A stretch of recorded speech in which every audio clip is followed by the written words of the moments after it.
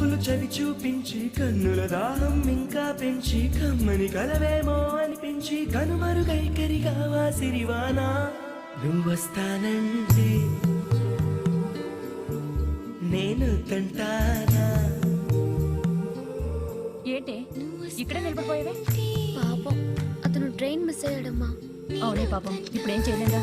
ఇక్కడ నిలబడి ఏం చేస్తావు? నువ్వు రా. నువ్వొస్తానంటే